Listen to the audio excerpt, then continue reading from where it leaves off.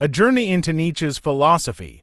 Friedrich Nietzsche, a name that evokes controversy, passion, and profound philosophical inquiry.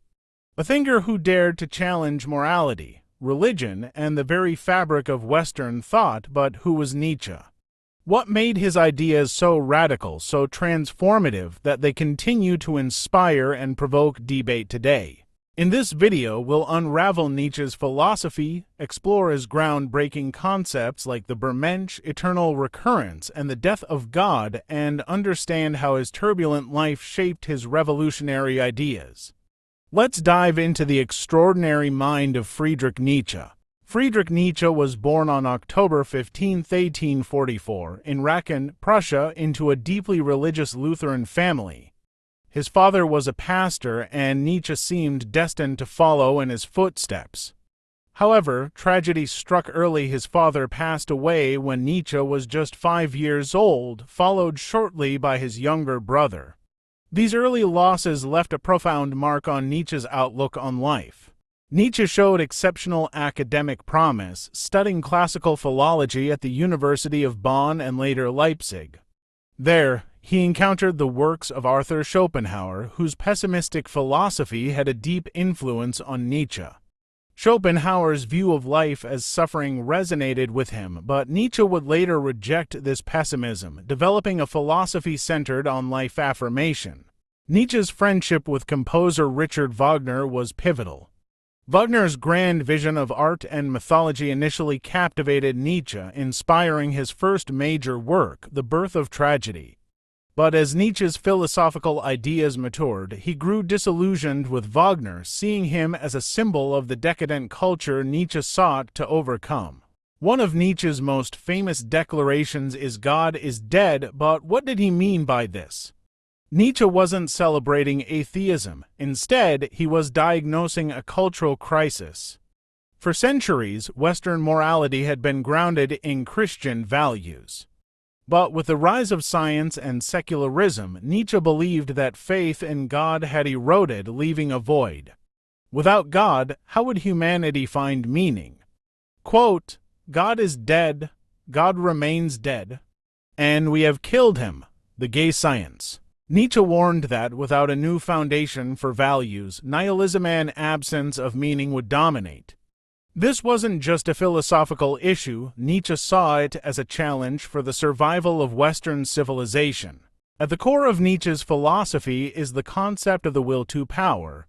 Unlike Schopenhauer's focus on the will to survive, Nietzsche argued that life is fundamentally driven by a desire to assert and expand power, not in a political sense, but as a creative force that shapes the world. Example: artists, scientists, and leaders exemplify the will to power when they strive to create, innovate, and transcend limitations. To overcome nihilism, Nietzsche proposed the concept of the Bermensch, or overman. The Bermensch is an individual who creates their own values, embracing life fully without relying on traditional morality or religion. The Bermensch is not just a goal, but a process of self-overcoming. It represents the highest potential of humanity, someone who transforms life into an art form through creativity, courage, and resilience. Man is something that shall be overcome. What have you done to overcome him? Thus spoke Zarathustra.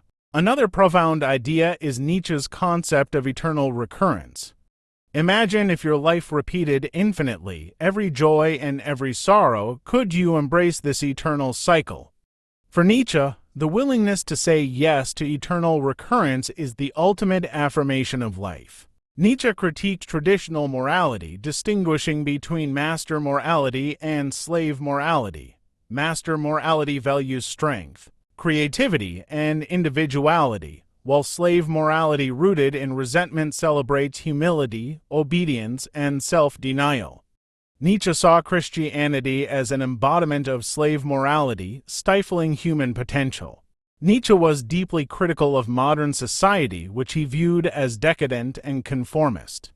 He lamented the rise of mediocrity and the decline of authentic individuality in what he called the last man, a complacent, uninspired figure content with comfort and security. Nietzsche's health had always been fragile, but by 1889 he suffered a complete mental breakdown, spending his final years in a state of incapacitation. Despite this, his ideas continued to gain traction, particularly in the 20th century. Unfortunately, Nietzsche's philosophy was misappropriated by ideologies he would have abhorred. For instance, the Nazis distorted his concept of the Bermensch to justify their racial theories, despite Nietzsche's disdain for nationalism and anti-Semitism. Despite these misuses, Nietzsche's ideas have profoundly influenced philosophy, psychology, literature, and the arts. Thinkers like Martin Heidegger, Jean-Paul Sartre, and Carl Jung all drew inspiration from Nietzsche, and his work remains a vital part of contemporary intellectual discourse. Nietzsche's philosophy isn't just a set of ideas, it's a call to action. He challenges us to confront life's uncertainties, to reject complacency, and to create our own values in a world without absolutes. His vision of the Bermensch and his affirmation of life remind us of our capacity to transcend limits and shape our destinies. What is your why? How can you, like Nietzsche's Bermensch, create meaning and embrace life fully? Let these questions guide you as you explore the extraordinary legacy of Friedrich Nietzsche.